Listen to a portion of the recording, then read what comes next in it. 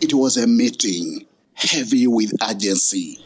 For the first time since 2018, heads of state under the African Union's C5 platform gathered at the highest level. Chaired by South Africa's President Cyril Ramaphosa, it was meant to confront the fragile peace in South Sudan. We have agreed that the revitalized agreement remains the paramount legal instrument by which all parties must comply and by which progress in South Sudan will be measured. 8 years after the signing of the revitalized peace agreement in 2018, implementation remains slow. While the deal once delivered the longest ceasefire since independence, political tensions, delayed reforms, and postponed elections have eroded confidence.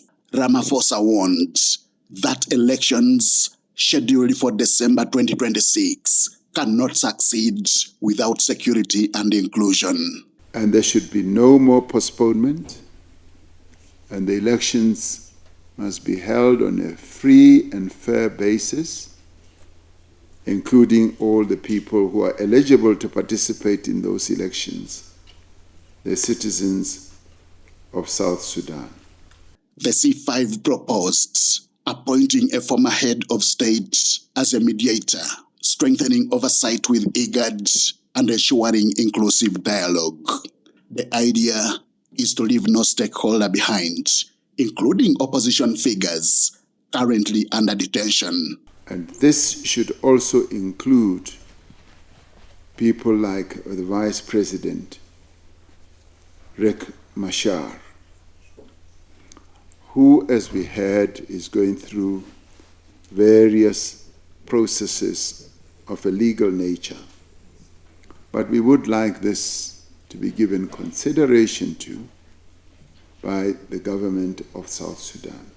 Also in attendance was Djibouti's president and IGAD chair, Ismail Omar Gwele, who reminded leaders that the region has invested heavily in South Sudan's stability. With renewed commitment, principled leadership, and coordinated action, we can help South Sudan remain on the path of peace and prevent a relapse into conflict. He warned that recent tensions, coupled with spillovers from the Sudan conflict, risk undoing years of fragile gains. These pressures are compounded by the humanitarian spillovers from the conflict in Sudan, which has placed additional strain on South Sudan's already limited capacities. Uganda's Vice President, Jessica Alupo,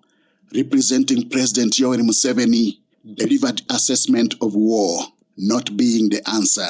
War is a temporary measure that does not provide lasting solutions and unnecessarily prolongs the resolution of problems.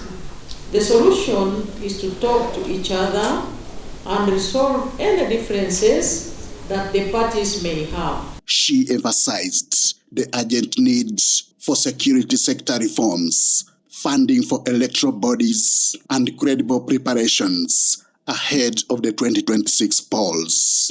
The continued postponement of elections is prolonging the political and governance challenges in the country.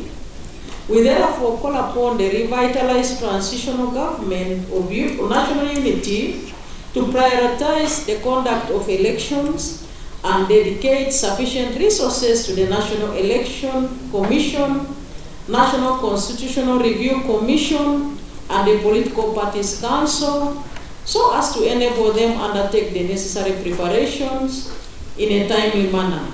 As regional leaders pledge closer monitoring and coordinated mediation, the real test now lies in Juba, where commitment must translate into action. Henry Okrut, UBC.